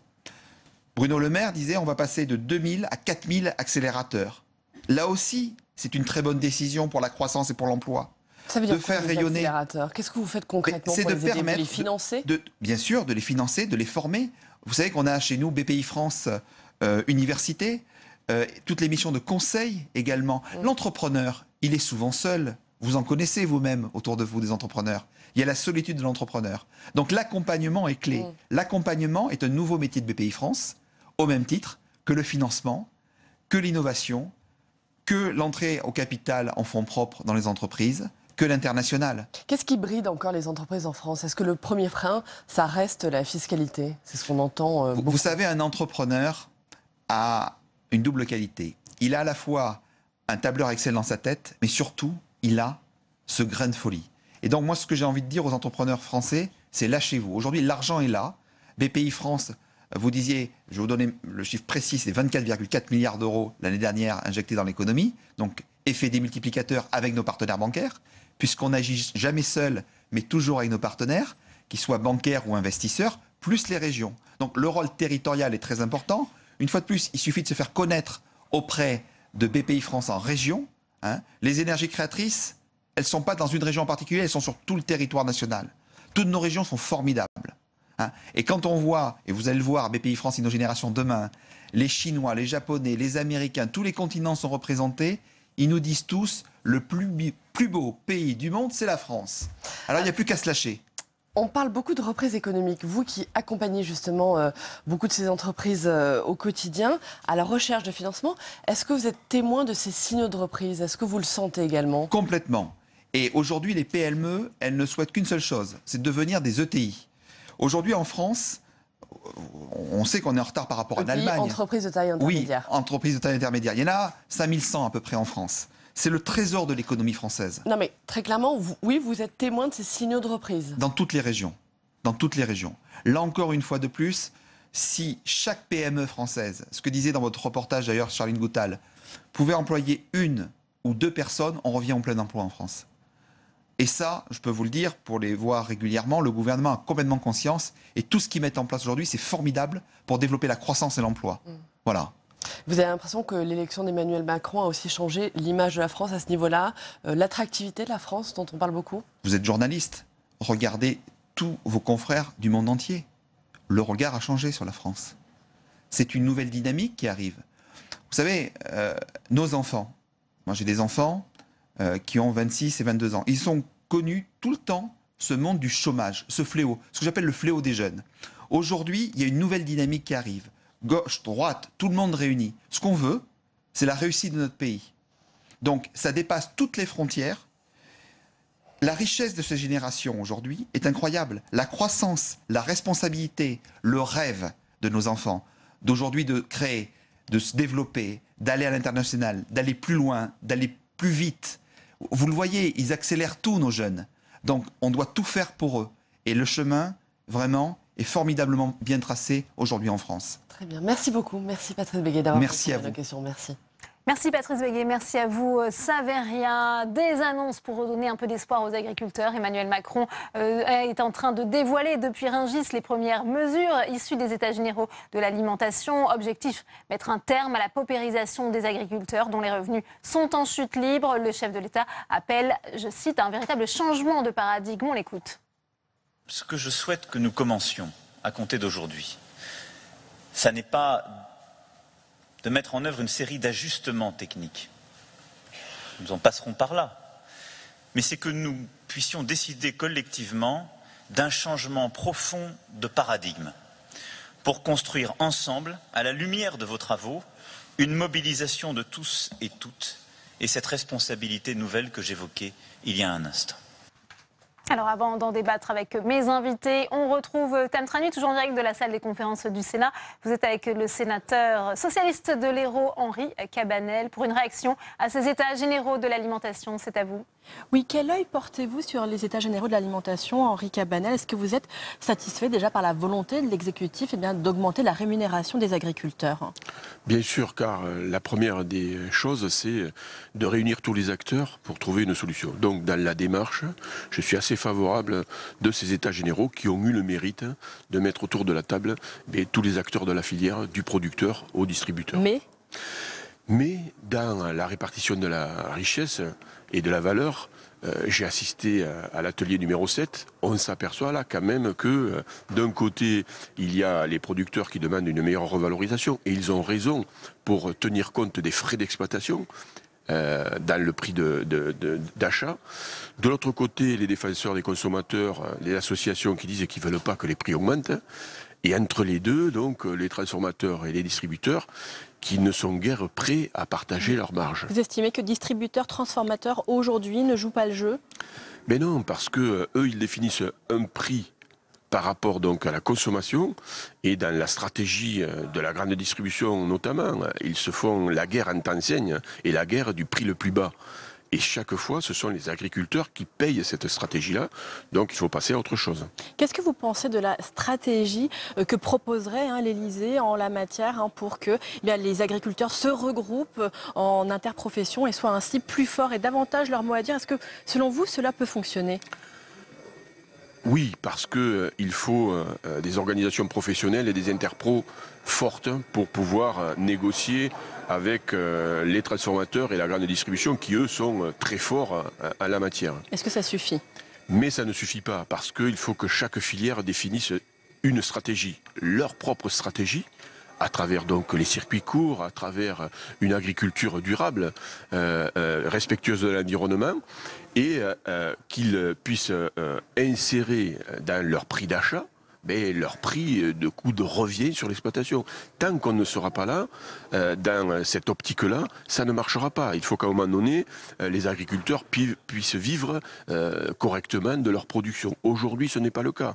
Et souvent, on leur achète à un prix de revient plus bas que ce qu'eux pouvaient espérer. Donc, ça ne pourra pas marcher. Il faut que chacun prenne conscience que s'ils veulent une agriculture de qualité, parce que c'est que comme ça que la France s'en sortira, en mettant en avant l'agriculture de qualité, il faut des prix qui aillent avec. Vous avez parlé à l'instant d'agriculture durable et justement il y a 50 organisations qui tirent aujourd'hui, elles, un bilan négatif du début de ces états généraux. Elles estiment qu'il n'y a pas de réelle concertation et qu'elles réclament également que ce soit dit clairement qu'il faut une transition agroécologique. Qu'est-ce que vous en pensez ? Mais oui, il y a toujours des mécontents dans des états généraux organisés comme cela. Où moi j'ai assisté, je vous dis, à un atelier où tout le monde a la parole, tout le monde peut prendre la parole. Il y a quand même la Confédération paysanne, Greenpeace, beaucoup d'ONG. Il y a de toute façon tout un tas d'associations ou de syndicats agricoles qui n'arriveront jamais à être d'accord. La seule chose sur laquelle ils sont d'accord, c'est le prix bas que l'on paye aux agriculteurs, aux producteurs. Donc là, il faut que chacun avance ses arguments pour qu'ensemble nous puissions trouver une solution qui aille dans le sens, mais avec cette volonté d'aller encore plus dans une agriculture de qualité, respectueuse de l'environnement, mais que ça soit clairement défini au niveau de la distribution. Qu'on ne mélange pas des produits importés qui n'ont pas les mêmes stratégies environnementales que les nôtres, car le consommateur n'est pas dupe, il doit faire son choix clairement. Merci beaucoup Henri Cabanel d'avoir répondu à mes questions. Merci à vous Tam pour cette nouvelle réaction en direct de la salle des conférences. Alors comment mettre un terme à la paupérisation des agriculteurs dont les revenus sont en chute libre? Il existe des moyens pour mieux les rémunérer. C'est ce qui se passe dans ce reportage que nous propose Cécile Sixou. C'est l'heure de se dégourdir pour les 60 vaches de Julien.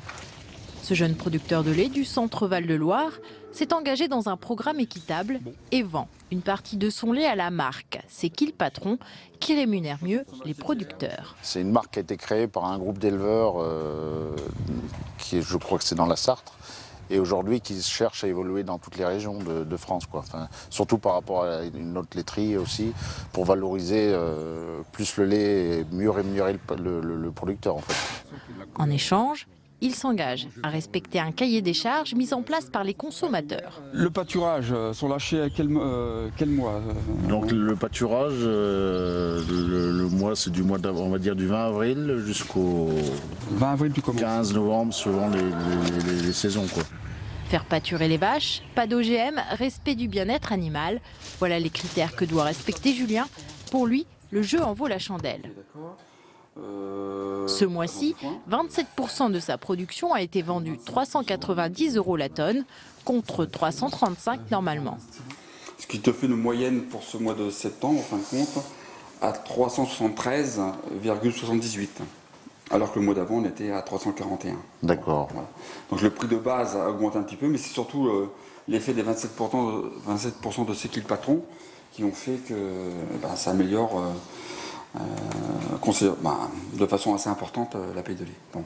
Nous, d'un côté, on produit du lait qui répond à la demande du consommateur, avec un cahier des charges qui a été établi par le consommateur, et d'un autre côté, avec l'acte du consommateur d'acheter ce lait, on a une meilleure rémunération. Voilà, c'est donnant-donnant. Dans la laiterie qui achète et conditionne le lait de Julien, l'initiative a sauvé 10% des 600 agriculteurs touchés par la crise du lait. Pour Emmanuel Vastnex, le chef de l'entreprise, il est essentiel de mieux rémunérer les producteurs, mais aussi de les intégrer au processus de fixation des prix. Aujourd'hui, à peu près 80% du lait que l'on produit sur nos exploitations est un lait qui est donc signé en tripartite avec nos clients. Ça veut dire que lors des négociations, quand on va voir des groupes comme Carrefour, comme Leclerc, comme Auchan, on a les producteurs qui sont avec nous. Donc ça crée une relation qui est complètement différente. D'abord une relation de transparence et de sincérité, et puis également une relation où finalement on parle du prix, mais on dit qu'est-ce qu'on va faire avec ce produit-là? Comment est-ce qu'on va le valoriser? Comment est-ce qu'on va faire comprendre effectivement aux consommateurs qu'il y a quelque chose de différent? Redonner le pouvoir aux consommateurs tout en revalorisant les producteurs. L'initiative plaît. En 10 mois, 18 millions de litres de lait ont été vendus. Et la brique fait des petits. Un jus de pomme, un beurre sont déjà en vente et une multitude de produits sont en préparation.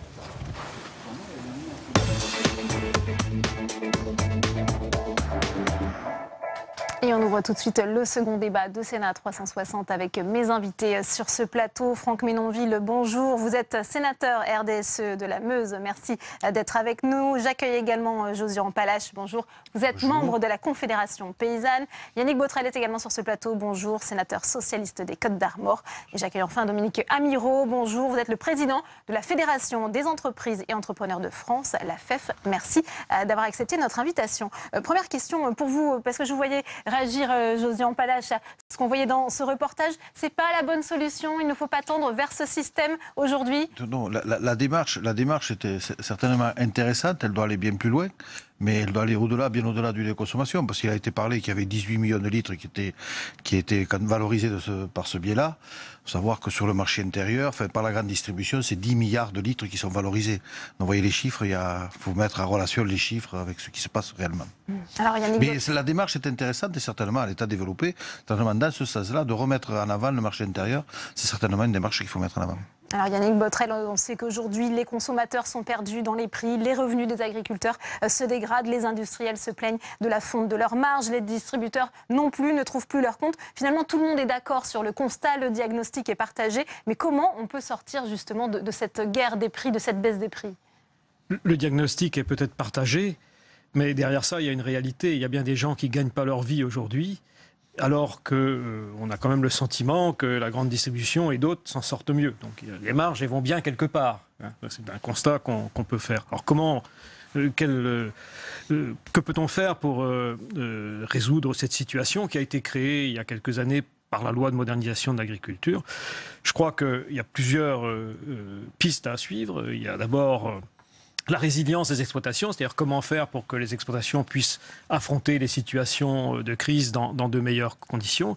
Et puis, de façon plus générale, plus globale, il y a une équité à établir, je ne dis même pas rétablir, je dis une équité à établir entre les producteurs et la grande distribution. Alors cela passe certainement par un relèvement du seuil de revente à perte, c'est le SRP, et aussi la limitation des promotions. Ce sont les deux pistes avancées par le gouvernement. Est-ce que vous pensez que c'est suffisant? Est-ce que vous y êtes favorable? En tous les cas, ces pistes-là, il faut les suivre. Ça, c'est évident. Est-ce que ça suffit? Je n'en suis pas persuadé, parce que se passe-t-il en France, à la différence d'autres pays? Nous avons une concentration formidable des acheteurs. C'est-à-dire qu'il y a quoi? En gros, 5, peut-être 6 centrales d'achat en France. En Allemagne, il y a infiniment plus de donneurs d'ordre. On parle de 200, de toutes sortes de dimensions, de toute importance. Donc il y a déjà cette concentration qui est française. Et en face de ça, eh bien... les agriculteurs, pendant longtemps, n'ont pas pu s'organiser, c'est-à-dire qu'on considérait que le fait de se regrouper en organisation professionnelle, en OP, eh bien, c'était contraire aux lois de la concurrence. Donc on voit bien qu'il y a une distorsion déjà sous ce simple aspect. Et là aussi, il faudra... Alors je sais qu'il y a des choses qui ont été faites et que la volonté de plusieurs ministres de l'Agriculture depuis un certain nombre d'années s'est exprimée dans le sens de dire qu'il fallait permettre justement aux organisations de producteurs d'exercer une forme de contrepoids. C'est ce que demande aussi Emmanuel Macron. Il faut une meilleure organisation des filières. Dans ces cas-là, voilà un point d'accord. Ensuite, le diable étant dans le détail, comment fait-on? Alors, Franck Menonville, ensuite je vous donnerai la parole. Allez-y. Peut-être justement votre sentiment sur les annonces d'Emmanuel Macron. On apprend d'ailleurs qu'il est en train de s'expliquer une nouvelle loi pour équilibrer les contrats entre les agriculteurs et les distributeurs. Écoutez, tout d'abord, peut-être vous dire que l'exercice des États généraux de l'alimentation, je pense que c'est un bon exercice de mettre l'ensemble des maillons de la chaîne de l'alimentation allant du producteur jusqu'au consommateur, en passant bien évidemment par la transformation et les distributeurs autour de la table. Parce que je crois que c'est clair, il ne peut pas y avoir de solution au problème du revenu, notamment des agriculteurs, de la valorisation de leur production, sans s'attaquer à l'ensemble des maillons de la chaîne, en toute responsabilité. Et effectivement, moi je considère que les annonces aujourd'hui du président de la République vont dans le bon sens.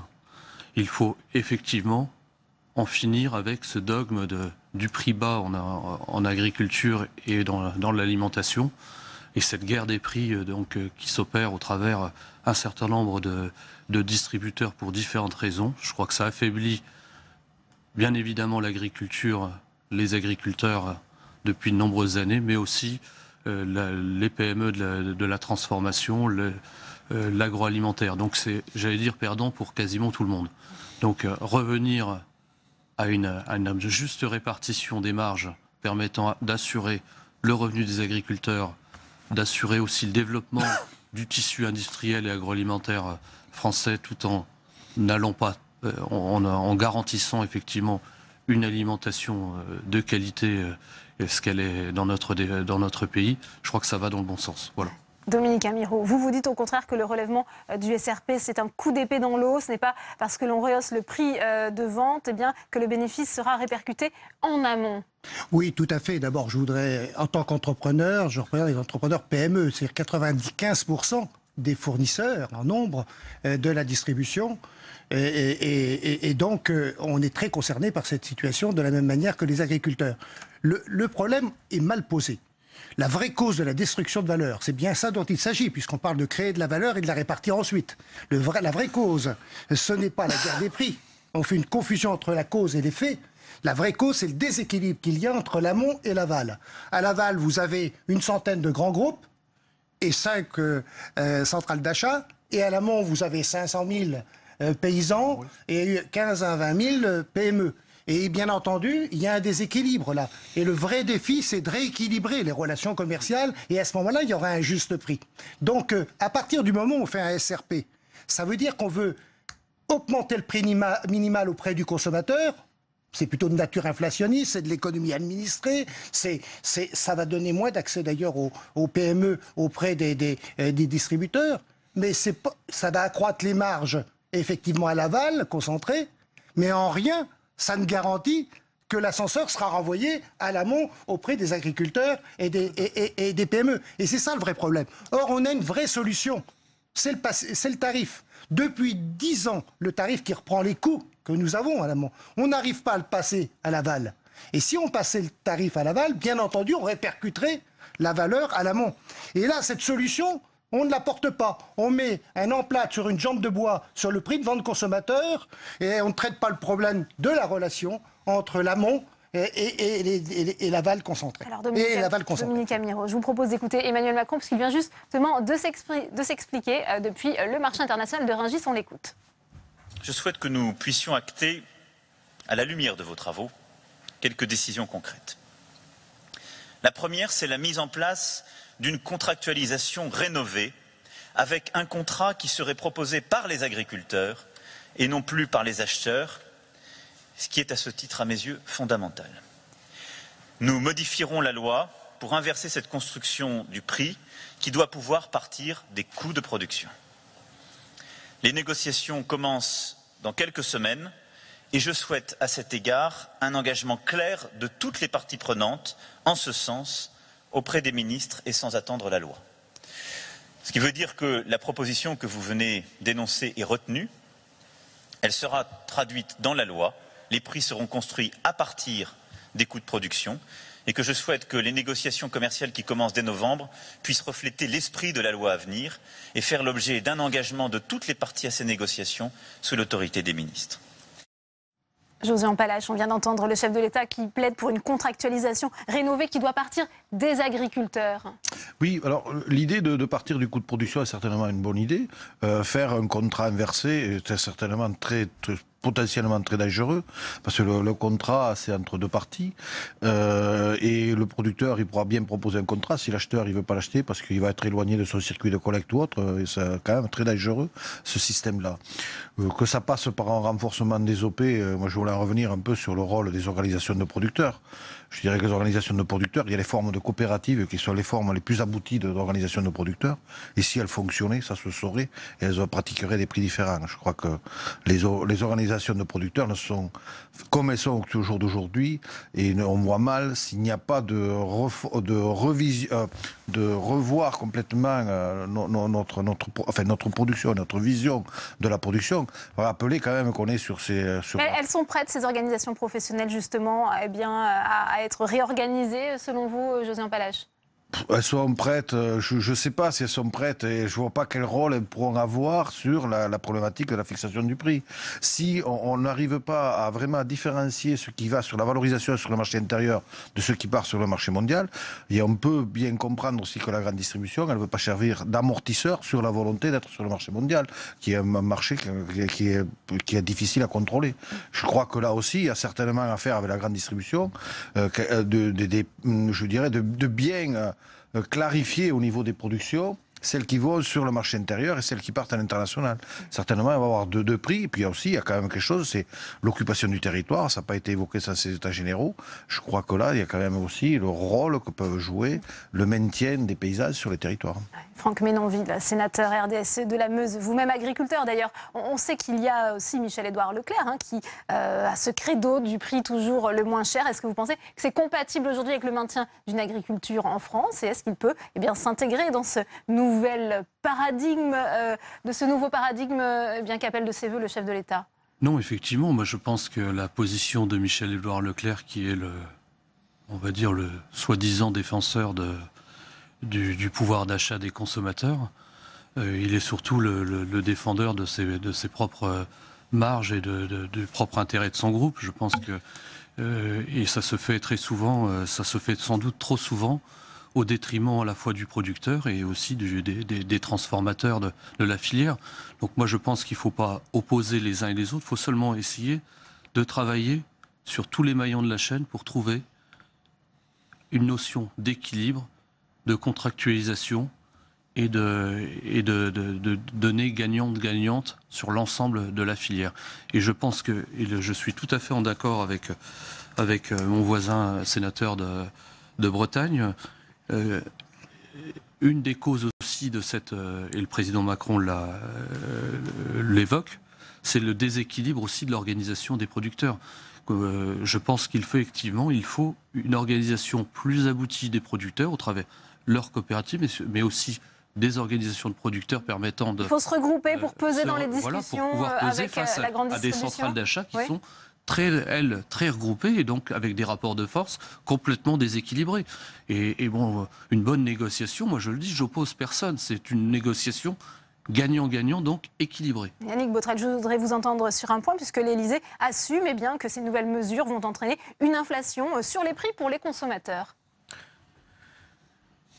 Alors ça, c'est une question absolument difficile, parce qu'il n'est pas impossible, en effet, qu'il y ait quelque part un rattrapage sur des prix qui sont extrêmement bas, parce qu'il faut bien observer que depuis de nombreuses décennies, la part de l'alimentation dans le budget des ménages est en décroissance constante. Et on s'est habitué à des prix bas, tout en réclamant de la qualité, tout en réclamant que les territoires vivent, tout en réclamant que les entreprises puissent continuer à travailler et payer leurs salariés, et faire des marges, investir, etc. Donc il y a un moment où on est face à une sorte de contradiction. Alors même si les prix devaient augmenter un peu, parce que je ne pense pas que ce soit dans des proportions importantes, parce que nous avons une agriculture compétitive, bon, après tout, s'il faut en passer par là, ça n'est pas anormal. Il y a un moment aussi, il faut dire que c'est les choses... C'est la responsabilité aussi du consommateur, le maintien de cette agriculture. C'est citoyen aussi. On est consommateur, mais on est aussi citoyen. Dominique Amirault, peut-être. Oui, sur ce point, je trouve que, inévitablement, à partir où le seuil de revente à perte est augmenté, inévitablement, ça va provoquer une hausse de prix. Principalement, d'ailleurs, des grandes marques. Mais la question, c'est que ça va entraîner une amélioration des marges à l'aval. Le problème, c'est que effectivement, c'est le consommateur qui va devoir payer. Il est certain que ça va provoquer sur ces produits une augmentation autour de 5% lissée dans le temps, c'est vrai, mais c'est certainement ce que dit Michel-Édouard Leclerc est certainement juste, même si c'était exagéré. Donc, il faut certainement passer par là, mais le vrai problème qui va rester constant, tant qu'on ne pourra pas imposer de façon obligatoire nos tarifs aux distributeurs, on n'arrivera pas à répercuter ce qui a été emmagasiné à l'aval pour qu'on puisse améliorer la rémunération de ceux qui sont en amont. Et ça, c'est mathématique. Donc, on a la solution en main et c'est d'esprit contractuel. Moi, je vais vous donner un exemple. Depuis 2012, on a développé la contractualisation avec la grande distribution. On a fait 15 accords. On a développé des relations commerciales différenciées aux PME, parce que ce n'est pas la même chose que de négocier avec des grands groupes, et on les a fait de façon collaborative. Eh bien, au début, depuis la loi, la LME, on perdait des parts de marché. Depuis 2012, on a regagné en parts de marché. Et aujourd'hui, 80% de la croissance des ventes de la distribution provient des PME. Donc, le collaboratif, le contractuel, ça marche. Et effectivement, on en a fait la preuve. Appuyons-nous sur des expériences pratiques plutôt que de partir sur des grandes théories inutiles. On l'a fait, ça marche. Alors, avant de continuer le débat en plateau, on repasse par la salle des conférences. Nous attend Tam Tranui avec le sénateur Les Républicains de la Haute-Saône, Michel Raison. C'est à vous. Oui, Monsieur Raison, tout d'abord, votre réaction à cette annonce d'Emmanuel Macron que l'on a entendue à l'instant autour d'une contractualisation rénovée, le président de la République qui estime que le prix doit partir du coût de revient. Alors, je ne peux être que d'accord. D'ailleurs, il n'y a pas besoin d'assises de l'alimentation pour faire une telle déclaration. Mais maintenant, il faut mettre en application. Donc la contractualisation, je connais, puisque j'étais rapporteur de la loi de modernisation de l'agriculture en 2010, lorsque Bruno Le Maire était ministre de l'Agriculture. Et cette contractualisation, on l'a mise en place en effet très rapidement. On manquait aussi un peu d'organisation de producteurs et elle avait besoin d'apprendre à fonctionner en marchant. Et on s'est aperçu en effet très vite, comme on l'a mis en place très vite, que c'était un peu trop l'acheteur, que ce soit de lait ou d'autres produits, qui faisait sa loi. Donc ce contrat a en effet besoin d'être amélioré. Il ne faut pas non plus qu'on fasse rêver les agriculteurs. Chaque agriculteur ne va pas venir avec son compte d'exploitation et y mettre son coût de production. Parce que ça veut dire que le plus mauvais des mauvais, il tournerait quand même. Donc il va falloir évidemment trouver des bases pour savoir sur quoi on se base sur une moyenne de coût de production par type de production. C'est quand même assez complexe. Ça pose des problèmes concrets importants. Non, mais ça ne veut pas dire qu'il ne faut pas le faire. Mais ça veut dire aussi que ça ne peut être aussi qu'un ingrédient du prix final. Parce qu'on ne peut pas nier non plus qu'il y a des cours de produits et qu'on ne va pas être en guerre avec ceux qui achètent et ceux qui transforment. Et ceux qui achètent et qui transforment, ils ont aussi des clients. Est-ce que vous pensez justement que les transformateurs, les distributeurs, dans tout cela, vont pouvoir jouer le jeu, vont jouer le jeu? Alors, jouer le jeu, c'est compliqué, parce que, en finale, alors déjà, le distributeur, c'est pas toujours la grande distribution. Je rappelle ça parce qu'on parle que de la grande distribution dans le problème agricole. C'est un problème, c'est une... La grande distribution est un problème aujourd'hui. C'est une partie du problème. Parce que d'abord, c'est pas eux qui achètent forcément le blé en direct, c'est pas eux qui vendent tout le lait, c'est pas eux qui vendent toute la viande. Mais c'est un problème, et un problème qui est pratiquement plus moral que législatif, qui est bien connu. J'ai beaucoup travaillé aussi sur ce sujet-là.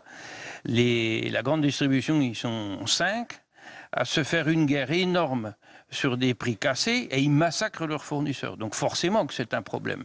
Et on ne peut pas uniquement faire un contrat d'un bout en disant on va plus ou moins appliquer le coût de production. Il faut qu'en final, en effet, l'acheteur final puisse jouer le jeu. Et là, ils ne sont pas très honnêtes. Et quand on voit les déclarations que vient de faire Michel-Édouard Leclerc, c'est un scandale. C'est ce qu'on peut appeler, et c'est l'expression de la présidente de la FNSEA, le tyran du prix bas. Et ça fait bien de dire qu'on va faire des prix bas. Pour le consommateur, évidemment, que ça peut être intéressant. Mais il faut calculer différemment. Merci beaucoup, Michel Raison, pour votre réaction. Merci à vous, Tam. Josiane Palache, on disait ces états généraux de l'alimentation. Franck Menonville saluait cette initiative. Vous êtes peut-être un peu plus sceptique. Est-ce que vous dites que ça a été biaisé dès le début? Non, je crois... Non, pas sceptique sur le fait que les états généraux, il faut voir les conclusions qui vont sortir. Bon, la première, là, qu'on a vue tout à l'heure, n'est pas spécialement réjouissante. Non, mais sur ces états généraux, je crois que ça a été l'occasion de réunir dans un cadre un peu différent, de différents intervenants des différentes filières, des différents circuits de distribution. Je pense que c'est intéressant. Moi qui suis la filière laitière depuis très longtemps, que ce soit au niveau de France Agrimaire ou même de l'interprofession, on nous a toujours parlé que de marché mondial.